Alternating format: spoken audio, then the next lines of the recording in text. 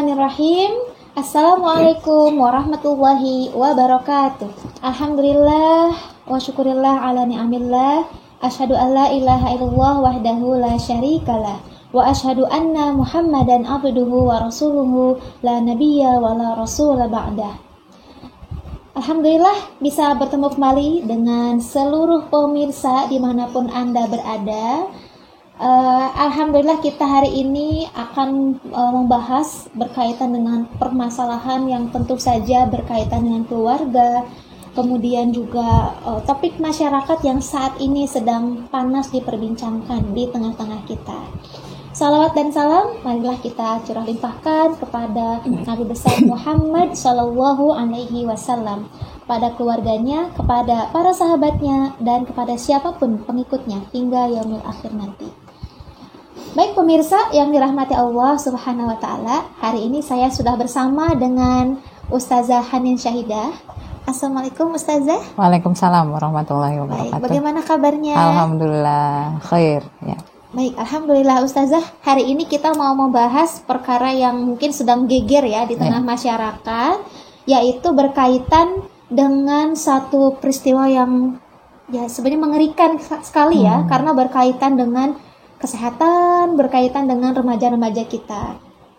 Tentu pemirsa dan juga Ustazah ya, pernah lah ya mendengar baru-baru ini ada suatu berita yang sangat menakutkan sebenarnya kalau saya pribadi mendengar, yaitu tentang peristiwa satu orang remaja belia usia 15 tahun kemudian diperlakukan ya tidak baik tentunya ya, hingga berujung rahimnya itu harus diangkat oleh 11 orang laki-laki, dan itu laki-laki dewasa, ada di antaranya guru, kemudian juga pegawai pemerintah, kemudian juga ada pegawai keamanan begitu ya, di Sulawesi Tengah. Nah Ustazah, ketika melihat perkara seperti itu, sebenarnya apa sih yang terjadi begitu ya? Barangkali di antara kita mendengarnya mungkin baru sepintas begitu ya, seperti berita-berita yang kita ketahui. Nah, sebenarnya ada apa di sana Ustazah? Ya. Fenomena kekerasan seksual itu kadangkala itu kan kita dengar itu di kota-kota besar ya. Seringkali kita melihat misalnya kayak Jabodetabek dan sebagainya. Cuman ini yang terjadi justru di daerah ya, di daerah, dan sempat viral beberapa waktu yang lalu beritanya itu kaitannya dengan kasus di daerah Parigi Motong ya namanya, daerah Sulawesi Tengah ya. Itu ada pemerkosaan ya, kalau bahasanya itu ada pemerkosaan, cuman kemarin hasil penyelidikan dari Kapolda di sana itu kabarnya 11 orang pelaku pemerkosaan itu ternyata mereka melakukan aktivitas bejatnya itu di waktu-waktu yang berbeda dan dalam rentangan 8 bulan. Jadi dari sejak April 2002 sampai sekitar tahun 2023 itu Januari 2023. Jadi dalam waktu yang berbeda-beda itu terjadi, dan kalau mungkin dikatakan tuh bagaimana respon kita ya, justru ngeri ya, miris ya. Karena di usia anak perempuan itu sekitar 15 tahun yang kalau kemudian bisa dikatakan awalnya mungkin tidak di istilahnya itu ya, kondisi yang awalnya mungkin biasa saja yang sering dialami oleh masyarakat kita. Dia terpisah dari orang tua karena dia harus merantau begitu untuk memperbaiki nasibnya dari sisi ekonomi. Kemudian dia ikut temannya begitu. Kemudian di sana dia kerja sebagai, kalau di beberapa media menyampaikan juru masak di satu rumah makan. Kemudian awalnya dia berpacaran dengan salah satu pelaku.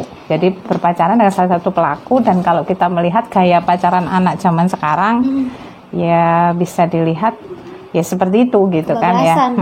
Jadi akhirnya sampai berhubungan badan. Kemudian pacarnya ini menceritakan ke teman-temannya yang biasanya mangkal nongkrongnya di rumah makan itu. Nah, sejak saat itulah kemudian akhirnya yang lain ya, yang orang-orang yang kemudian diajak nongkrong tadi itu dan diceritain bagaimana kondisinya mereka istilahnya berhubungan dan sebagainya, akhirnya mereka menginginkan melakukan hal yang sama gitu. Di antara mereka ada yang kepala desa, bahkan ada yang kemudian berstatus guru ini pemilik rumah makan itu, dan kemudian ada yang aparat ya, dari kepolisian. Dan itu miris dari sisi bahwa harusnya mereka ini kan orang-orang yang melindungi korban, tapi ternyata mereka juga menjadi pelaku. Dan ini yang kemudian terjadi. Nah, posisi orang tuanya itu karena dalam rentangan waktu yang lama itu tidak mengetahui kondisi itu karena berjauhan dengan kondisi si anak ini. Lantas sejak awal ada berita dari berseliweran ya, katanya itu tindakan prostitusi bukan gitu. Karena ada ternyata di awalnya suka ya di awal tuh yang pacarnya itu gitu. Kalau bahasanya itu memang ada sinyalmen ya dari Komisi Perempuan dan Anak, itu ada aktivitas prostitusi online atau prostitusi anak gitu.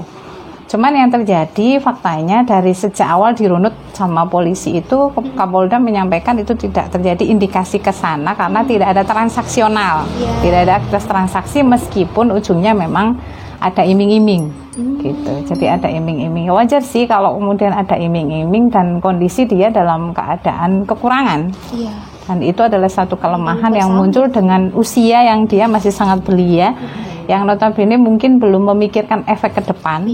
Ya kan, tapi cukup kemudian dia diiming-imingin uang 50.000, bahkan cuman uang 500.000, bahkan HP baru, bahkan juga baju baru, itu cukup kemudian menggiurkan dia, dan akhirnya dia melakukan aktivitas itu dalam rentangan waktu sebegitu lama dengan beberapa orang yang berbeda gitu.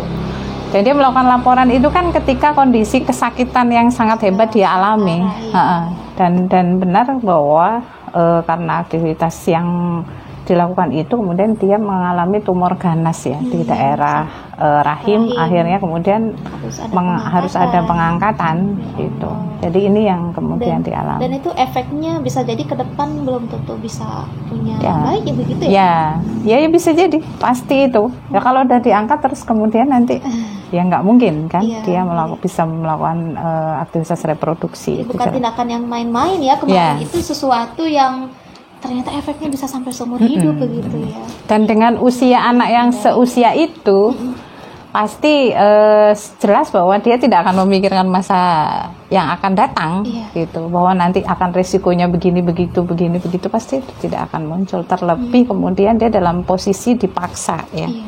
Gitu. Makanya kalau kemudian tadi dikatakan apakah ini ada hubungan dengan prostitusi anak, karena tidak ada aktivitas transaksional itu kemudian tidak terjadi. Kalau aktivitas seksual yang melakukan pemaksaan terhadap anak itu memang ada. Gitu. Jadi berarti tadi harusnya ada yang melindungi dia, terus jadi bingung ya, mungkin anaknya nggak mau lapor kemana gitu, karena harusnya ada yang melindungi, malah ini justru juga adalah pelakunya dari berbagai sisi gitu ya. Ya ada ketakutan pasti. Kalau kemudian dia mau lapor juga lapor kemana, karena memang kan pelaku juga merupakan aparat ya, aparat desa di setempat, dan memang itu tidak dilakukan di kota ya, desa gitu. Jadi kalau mau dikatakan tuh daerah itu. Ya, berarti kejahatan seksual itu tidak hanya mencari di kota, itu dimanapun bisa terjadi, bahkan di satu tempat gitu yang jauh pun dari perkotaan justru sangat parah begitu ya. Orang baru tadi pagi juga kemudian muncul lagi berita pembunuhan dan pemerkosaan, tapi itu dilakukan oleh teman-teman sebaya di daerah Mojokerto. Mojokerto itu di salah satu wilayah Jawa Timur kan, dan itu bukan daerah kota besar gitu. Padahal Jawa Timur itu terkenal dengan kotanya para santri, gitu, banyak pesantren di sana. Tidak ada jaminan hari ini. Tidak ada jaminan dimanapun, karena memang kondisi masyarakat kita memang sudah seperti ini gitu. Jadi ada masalah sedikit, kemudian mereka melakukan kekerasan, ada masalah sedikit melakukan pembunuhan, dan kekerasan seksual itu bukannya malah menurun, malah menjadi-jadi. Kondisi sekarang seperti ini. Jadi tidak ada jaminan dimanapun. Ya, betul. Baik Ustazah, jadi kalau kita melihat hal seperti ini, kita tarik ya ke belakang. Sebenarnya apa sih penyebab utamanya kok bisa dan di mana-mana, di kota, di daerah gitu, kemudian antara orang yang muda ataupun orang yang masih yang sudah berumur begitu ya, itu terjadi kekerasan seksual begitu. Kira-kira apa ya penyebabnya? Kondisi yang kemudian kita pikirkan memang jelas yang pertama adalah peran media, yang kemudian media itu menjadi sebuah lifestyle ya, baik itu di kalangan pemuda, di kalangan remaja hari ini, ataukah kemudian di kalangan masyarakat kita. Tidak berhenti bahwa masalah yang terjadi itu kemudian kita melihat apakah itu mengenai anak-anak muda hari ini ataukah mengenai orang-orang tua, dan juga yang mengkonsumsi media itu tidak terbatas dari kalangan anak-anak remaja atau pemuda saja, jadi semua kalangan, baik itu orang tua. Ada juga kemudian aktivitas kekerasan seksual yang dilakukan kepada bayi yang masih berusia 9 bulan yang dilakukan oleh seorang kakek misalnya. Itu juga kemarin beberapa waktu yang lalu sempat viral juga kemudian terjadi, dan akhirnya si anak ini kemudian harus melakukan aktivitas yang bahkan ada yang sampai meninggal gitu kan, karena dia diperkosa sama seorang kakek di bayi 9 bulan. Kebayang gak sih itu? Berarti kan kalau kita melihat bahwa rangsangan yang kemudian muncul dan adanya naluriah ya, kalau bahasa di sini adalah naluriah yang kemudian menginginkan untuk melakukan hubungan seksualitas itu karena ada rangsangan tadi, maka dia akan melakukan kepada siapapun yang kemudian jauh akan ditemu. Di bawah nalarnya manusia. Iya, yang istilahnya tampak tidak masuk akal. Iya. Itu akan dilakukan. Jadi saking sudah melampaui batas. saking Itu dari sisi media. Kemudian kalau kita melihat memang kondisi kehidupan, kalau kita kembali di kasus si RO ya ini usia 15 tahun sampai diperkosa oleh 11 orang dalam rentang waktu yang berbeda ini, itu kan awalnya memang dia ada kendala dari sisi ekonomi ya. Dari sisi kebutuhan dia untuk keluar dari rumah, istilahnya di perantauan, agar kemudian dia bisa mengubah nasib. Dia terpisah dari orang tuanya di usia 15 tahun yang pada saat itu perempuan di usia segitu itu dia masih harus ada di penjagaan orang tua. Ada dalam keamanan yang kemudian ada di orang tua atau walinya. Tapi yang terjadi dia harus dipaksa untuk keluar rumah untuk mencari penghidupan yang akhirnya dia tidak terbebas dengan jebakan yang muncul dalam pergaulan. Ketika dia tidak ada yang mengontrol. Kebayang. Sehingga kondisi dia dijebak dengan pergaulan yang bebas, kemudian dia berpacaran itu, yang kita ketahui bagaimana pacaran itu merupakan pintu untuk melakukan aktivitas zina, dan pacaran hari ini, ya mungkin berbeda dengan masa kita masih remaja dulu, mungkin suka-sukaan masih istilahnya malu-malu begitu ya. Dan rentangan usia kalau menurut penelitian hari ini, kalau dulu zaman kita masih kecil, rentangan usia pacaran itu umur 12-13, mungkin suka-sukaan itu baru muncul ya, usia-usia SMP gitu. Kelas 6 atau SMP itu baru muncul rasa suka-sukaan gitu, dijodoh-jodohin. Enggak sih, maksudnya dijodoh-jodohin, suka sama ini masih muncul. Tapi kalau hari ini, menurut penelitian itu usia TK. Semakin menurun. Jadi makanya kita melihat usia balik itu lebih cepat hari ini. Sehingga kalau kita melihat itu muncul dari mana gitu, ya tentu saja itu ada pemicu kan, ya ada yang men-trigger untuk kemudian rasa-rasa kemudian sampai muncul perasaan dan sebagainya itu ternyata dari TK, dan di usia 12 sampai 13 itu sudah sangat jauh aktivitas pacarannya. Gitu, sudah seperti mungkin tidak bisa dibayangkan oleh orang-orang tua hari ini. Makanya kemudian pendampingan itu luar biasa. Jadi kalau kemudian kita melihat penyebab utamanya apa tadi, memang lagi-lagi masalah jeratan ekonomi yang luar biasa. Kondisi sekarang semakin sulit, akhirnya memaksa mereka itu untuk keluar rumah di usia belia, dan ketika kemudian mereka keluar rumah tanpa bekal, iman, takwa, dan kontrol dari keluarga, masyarakat, yang terjadi mereka akan bertemu dengan kehidupan yang serba bebas. Ya, kebayang gak sih kalau kemudian yang di rumah ditungguin orang tua saja, itu kemudian masih bisa nyolong-nyolong untuk melakukan aktivitas backstreet ya, kalau kayak pacaran anak zaman sekarang, gimana kemudian keluar dari rumah yang tidak ketemu siapapun atau tidak ada yang ngontrol. Nah, itulah yang jauh lebih bebas lagi. Itu yang terjadi. Dan kondisi kehidupan hari ini kemudian istilahnya keamanan bagi anak perempuan itu juga luar biasa. Gitu. Kita sulit untuk mencari itu. Iya. Gitu. Bagaimana Ustazah dengan sistem hukum yang saat ini diberlakukan ya? Apakah itu juga bisa mencegah kekerasan terhadap anak dan perempuan? Ya, menurut beberapa apa istilahnya pendapat ya dari Komnas Perlindungan Anak juga mengenai kasus ini karena kekerasan itu dilakukan kepada anak itu apalagi yang melakukan itu aparat itu memang hukumannya akan lebih berat. Ya kalau rentangan penjara itu bisa sampai 12 sampai 15 tahun. Cuman ternyata jeruji besi itu tidak menjamin ya masalah kekerasan seksual ataupun pemerkosaan kepada anak itu berkurang. Justru seperti gunung es yang terus bertambah dan mungkin ini yang nampak di permukaan, tapi sebenarnya yang tidak dilaporkan. Bahkan kemarin itu saya baca lagi di sekitar daerah Jawa Tengah lah, kalau nggak di Brebes ataukah di Jogja itu satu perempuan juga, anak perempuan umur 15 tahun diperkosa sama 6 orang. Itu ujungnya damai.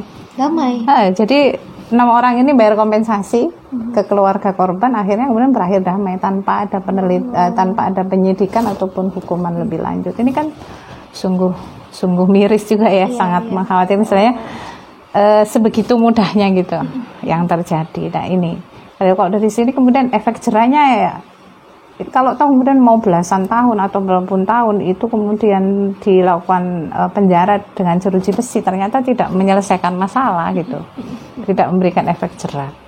Faktanya kejahatan seksual masih terus berlanjut gitu, sampai kalau kemudian dihitung itu sekitar 9.000 lebih ya kejadian.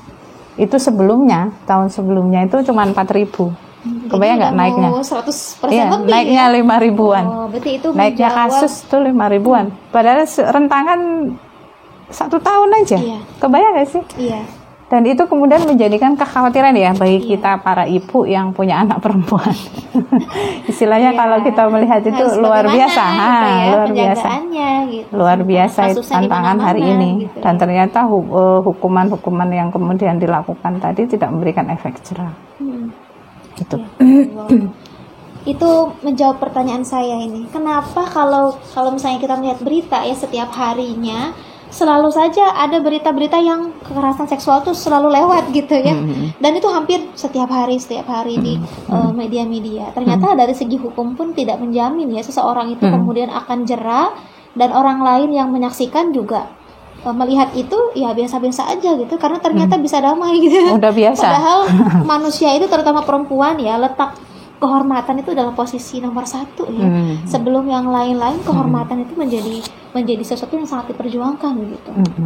Jadi orang tua saat ini tentu sangat khawatir bagaimana memberikan perlindungan kepada anak ya, tentunya selain memberikan nafkah lahir batin begitu ya. Nah dari sisi keamanannya juga masih sangat mengkhawatirkan gitu. Nah kalau seperti itu berarti apa nih yang harus dilakukan orang tua? Sementara para orang tua itu, apalagi mungkin ya di kalangan seperti para guru, para ustazah yang lain yang masih sangat berempati dengan permasalahan ini, tentu ingin menjadi bagian daripada solusi ya, bukan seperti yang tadi di awal. Nah, lantas apa sih yang harus dilakukan gitu oleh pribadinya, oleh institusinya, dan juga oleh masyarakatnya? Kita berpikir tentang kembali ke memang orang tua itu menjadi tonggak awal ya bagi perbaikan kondisi yang ada sekarang ya hari ini. Mungkin pertahanan terakhir lah ya, karena kita berharap kepada kondisi masyarakat juga sepertinya cukup berat gitu kondisi masyarakat, terlebih kemudian penegakan hukum yang ada. Apalagi tadi itu bisa dengan kompensasi gitu. Jadi akhirnya apa yang kemudian dilakukan sebagai orang tua, jelas bahwa pertama yang harus ditanamkan kepada si anak itu adalah bagaimana dia menjadi pribadi-pribadi yang memiliki bekal iman yang kuat. Bekal iman yang kuat. Posisi dia sebagai seorang hamba Allah itu harus benar-benar ditanamkan sejak dini ya. Bahkan kalau bahasa menurut apa istilahnya ilmu parenting itu bahwa 0 sampai 5 tahun itu kehadiran orang tua untuk menanamkan nilai-nilai dia adalah sebagai hamba Allah itu terus harus apa istilahnya dibangun. Jadi tidak boleh lepas. Tidak boleh lepas ya, apalagi sampai dialihkan ke yang lain gitu ya. Apalagi ke babysitter dan sebagainya, karena justru di situ lekatnya si anak kepada orang tua, karena orang yang pertama dia kenal ketika dia istilahnya hadir di dunia ini itu adalah orang tua. Dalam hal ini ibu dan ayah ya tentunya, karena ibunya yang ngeluarin dengan istilahnya tangisan, kemudian rasa sakit dan sebagainya, ayah yang azan pertama kali itu. Jadi bagi anak-anak hari ini itu memang pertama yang harus dikenalkan adalah iman. Ya, dia dikenalkan bagaimana dia sebagai hamba Allah. Kemudian yang berikutnya adalah orang tua memperkenalkan dia kelaminnya apa. Yang kedua, dia laki-laki atau perempuan. Bisa itu dibilang pengenalan seksual gitu ya. Pendidikan seksual seperti itu. Ya. Jadi dia harus sudah tahu identitas dirinya sejak dini. Ya. Jadi bisa kemudian dengan model pakaian dengan kebiasaan itu juga bisa. Jadi bahwa kamu perempuan dengan kondisi sekarang begini-begini, kamu laki-laki dengan kondisi begini. Jadi tidak kemudian dikatakan bahwa biarin sajalah nanti udah gede dia akan ngerti sendiri, itu tidak ada itu dalam Islam itu. Jadi, harusnya sejak kecil sudah dibedakan dia udah tahu perempuan pakaiannya seperti apa, contohnya laki-laki. Jadi tidak boleh sama turunan dari kakaknya gitu ya. Nggak bisa. Jadi dia harus sudah tahu identitas dirinya itu ketika nanti dia perempuan itu seperti apa, laki-laki seperti apa gitu. Jadi dia bisa mengidentifikasi, oh saya laki-laki harus begini, oh saya perempuan harus begini. Itu jadi itu sudah sejak dini itu orang tua itu harus membangun itu. Kemudian berikutnya kalau dilihat adalah konsep aurat. Konsep auratnya. Kan bagaimana kemudian konsep aurat laki-laki seperti apa, perempuan seperti apa itu harus jelas. Sejak dini. Dan itu dibiasakan, diterapkan gitu ya. Ya mulai memang sebenarnya kan dari orang tua ya. Jadi ketika orang tua punya kebiasaan untuk bagi si anak itu untuk menutup aurat, misalnya si ibu sering misalnya keluar rumah dan sebagainya itu menutup aurat, maka si anak itu akan memperhatikan.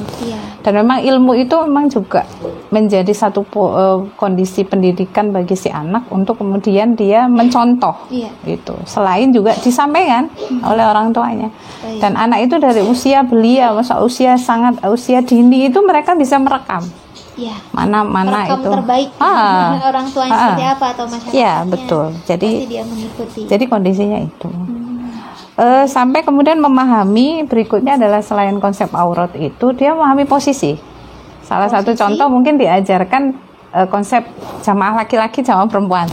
Tentang kehidupan umum dan khusus. Ketika dia di masyarakat, kemudian ketika dia di dalam rumah, kemudian dia nanti dalam berkumpul dengan siapa, itu juga anak juga harus dijelaskan.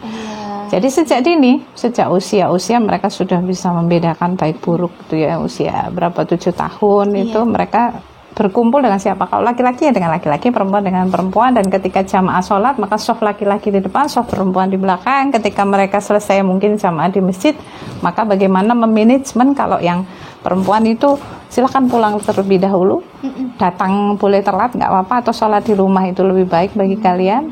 Kemudian nanti yang laki-laki mereka harus kemudian ke masjid dan mereka shaf mereka paling depan itu lebih baik. Jadi anak diberikan kebiasaan sehingga nanti di situ akan muncul konsep kholwat, ya kan, haramnya berdua-duaan, ikhtilat. Sehingga hari ini itu kalau kita melihat mungkin ada beberapa orang tua yang kemudian pernah datang ke saya itu kemudian bertanya, aduh susah ngasih tahu anak hari ini itu gimana ya anak saya ini kok udah ketemu temannya bergaul sudah boncengan segala macam, terus nanti di sana mereka pesta-pesta. Layak kalau hari ini mungkin lebih sering muncul banyak fakta hari ini ya akhir tahun ya, farewell party itu dan seterusnya itu kan luar biasa, istilah campur baur, mereka sudah main hura-hura dan itu seperti sudah menjadi hal biasa di tengah masyarakat, dan itu orang tua yang harus melakukan filter. Gitu. Jadi peran orang tua sangat berat juga. Lumayan, dan itu butuh ilmu. Boleh main-main menjadi orang tua. Butuh ilmu. Dan ilmu itu memang harus dicari. Benar bahwa minal mahdi ilal lahdi itu dari buayan sampai liang lahat, dan orang tua itu membutuhkan itu. Sebenarnya banyak sih yang kemudian harus diperhatikan orang tua itu, cuman itu ya basically-nya yang kemudian harus diperhatikan dari sisi itu dulu. untuk apa istilahnya bagaimana kemudian membuat anak itu tahu identitas dirinya dan apa yang kemudian harus dikerjakan. Nah, ketika dia jauh dari rumah, nah, nanti itu dia akan memiliki jati diri yang memang fix gitu, yang kokoh, yang kuat, yang dia tidak akan mudah tergoyahkan dan terombang-ambing gitu. Kalau toh kemudian dia mau bekerja boleh, mubah saja perempuan bekerja, tetapi dia ada dalam satu batasan. Ya, yang tadi, punya konsep yang tadi betul. Itu akan diamalkan. Gitu. Main medsos, sosial media oke, boleh. Itu kan satu kemajuan teknologi yang kemudian bisa digunakan. Tapi untuk apa? Iya. Nah, kan gitu. Iya. Jadi tidak dilarang untuk melakukan aktivitas sosial media misalnya hari ini gitu. Cuman untuk apa? Dipergunakan sebagai apa? Gitu. Apakah itu kemudian menjadi jalan menuju kebaikan ataukah tidak? Itu tergantung bagi dia. Ya, itu untuk orang tua. Ya, kalau kemudian kita berbicara masyarakat, jelas kontrol sosial itu sangat diperlukan. Makanya masyarakat sehat itu dibangun dengan kontrol sosial, dengan standarisasi hidup yang sehat. Kalau hari ini, yang dibahas nih? Ya kalau hari ini kita melihat orang pacaran biasa kan? Iya. Di warung remang-remang gitu ya, sudah biasa lah gitu. Sudah. Nah ini yang seharusnya tidak seperti itu. Harusnya itu kemudian menjadi yang tadi itu konsep ihtilat, kholwat itu sudah menjadi satu pemahaman publik yang kemudian harus dimengerti bahwa seharusnya itu tidak dibiarkan terjadi. Ya, berarti itu menjadi sebuah pemahaman bersama, konsep hidup bersama ya, tidak hanya dalam keluarga, sehingga konsep tadi seperti berjamaah pulangnya berbeda, yang akhwat dulu, kemudian yang ikhwan itu kalau dilakukannya berjamaah ya akan mudah gitu ya. Jadi kontrol sosial itu, kontrol sosial itu memang sangat diperlukan ketika kondisi masyarakatnya sehat. Tapi kalau kondisi masyarakat hari ini, yang kalau kita berbicara kondisi masyarakat yang saya mengatakan sakit ya, tidak sehat, itu memang istilahnya kita sebagai orang tua akhirnya udahlah kita kekepin aja dalam rumah, akhirnya anak kita itu ada kekhawatiran yang muncul gitu. Sehingga mungkin kalau bahasanya orang tua overprotective dan sebagainya itu ya karena memang kondisi zaman ini itu memerlukan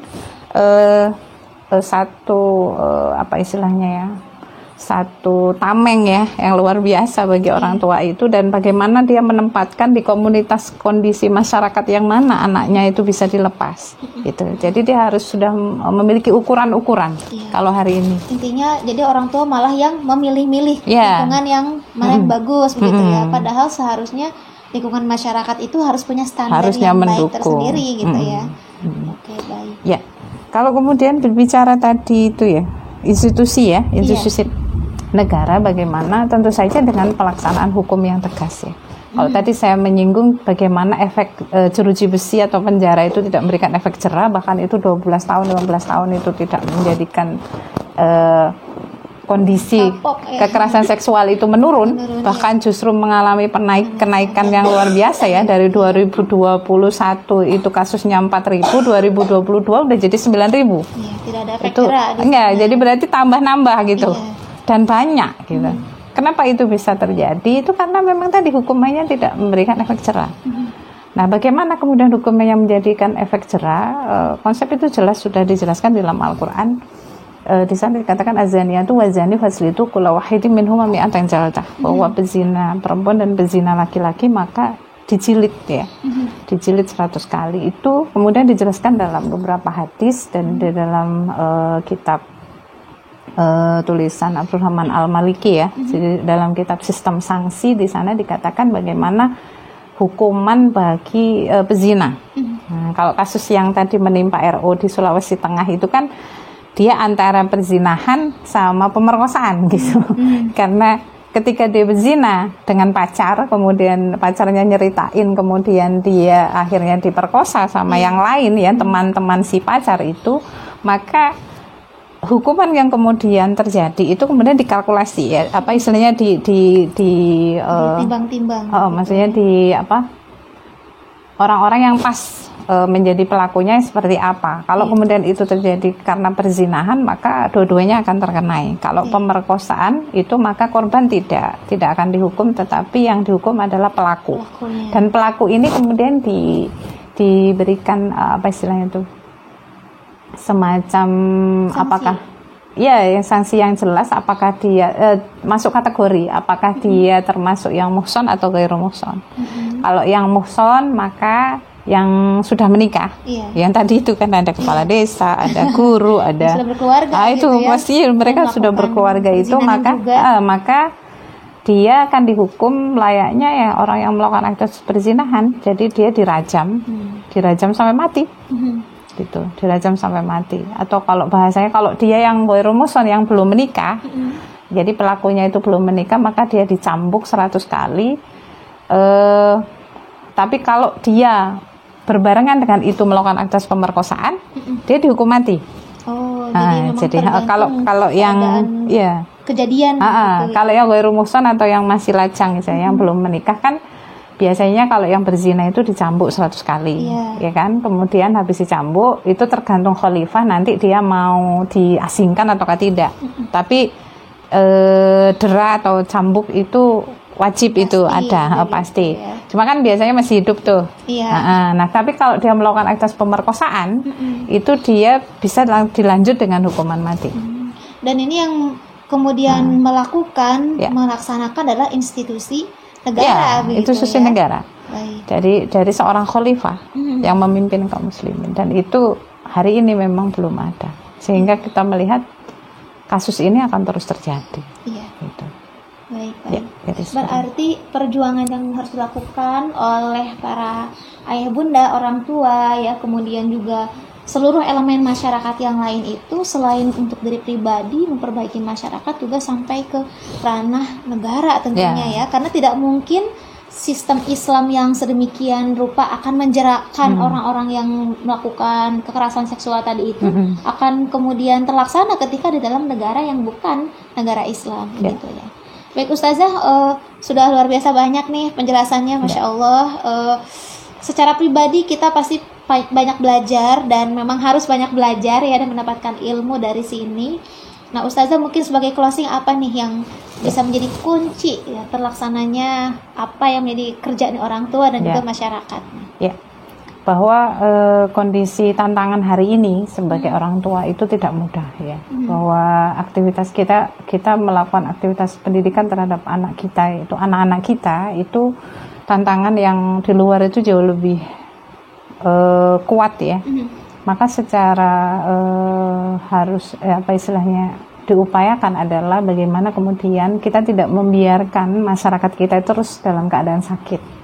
Kita mendidik anak dengan baik di dalam rumah, tapi mereka akan pasti suatu saat mereka tidak akan terus ada di dalam dekapan kita. Suatu saat mereka akan keluar, mereka akan berbaur dengan masyarakat. Nah, ketika masyarakatnya sakit, maka yang terjadi itu akan membuat kita serba khawatir, gitu. Apakah anak kita akan selamat ataukah tidak? Maka tentu saja bahwa kehadiran kita di tengah masyarakat itu juga sangat dibutuhkan ya, dalam sisi aktivitas amar ma'ruf nahi mungkar itu akan terus diupayakan untuk merubah masyarakat dari yang sakit menjadi masyarakat yang sehat. Masyarakat yang sehat itu yang bagaimana, yang tentu saja mereka membuat iklim yang kondusif untuk anak-anak itu berkembang lebih baik. Ya, mereka juga melakukan aktivitas yang diridhoi oleh Allah tentunya. Makanya kemudian bagaimana menjadikan masyarakat sehat yang diridhoi oleh Allah, yang di sana penuh dengan keimanan dan ketakwaan, termasuk kemudian negara sebagai institusi yang besar ya, yang melingkupi kondisi masyarakat itu, maka tentu saja dia juga bisa menerapkan hukum yang memang diridhoi oleh Allah, yang nanti akan mengarah kepada ketakwaan hanya kepada Allah. Kita akan melihat nanti dalam Al-Quran disampaikan walaukan ahlul qura amanu wattaqu la fatahna alaihim barakatun minas sama'i wal ardi, bahwa jikalau penduduk satu negeri itu beriman dan bertakwa, maka Allah akan memberikan berkah dari langit dan bumi. Kebayang nggak sih kan kondisi masyarakat juga akan dinaungi dengan berkah ya, ketika kondisi taat kepada Allah ya dalam aturan mengurusi anak, mendidiknya gitu, dan juga memberikan lingkungan yang baik gitu ya. Eksistensi generasi dalam negeri itu juga akan menjadi generasi yang sehat, generasi yang akan memberikan keberkahan di seluruh alam ya. Itu yang kemudian diinginkan karena Allah meridhoi itu. Nah, kondisi yang sekarang kan sebaliknya. Gitu. Makanya kondisi ini tidak bisa kita pertahankan dan kita harus membutuhkan satu perubahan sebenarnya untuk perbaikan masyarakat kita yang lebih baik. Ya, penuh dengan iman dan takwa hanya kepada Allah. Ya, demikian. Baik Ustazah, terima kasih atas penjelasannya. Kita semua insya Allah tercerahkan. Dan kalau dari saya, mari ya kita mengajak ya kepada seluruh elemen masyarakat. Di sana ada orang tua, ada para pendidik, ada juga para pemberi keamanan begitu ya, bagi masyarakat. Mari kita perjuangkan secara menyeluruh ya Islam, karena sepertinya memang hanya Islam satu-satunya yang bisa memberikan solusi agar tidak lagi anak-anak kita, keluarga kita yang masuk dalam kasus kekerasan seksual. Baik, itu saja dari kami. Terima kasih atas kebersamaan seluruh pemirsa dan semoga berjumpa lagi di waktu yang akan datang. Demikian dari kami. Alafu minkum. Wassalamualaikum warahmatullahi wabarakatuh.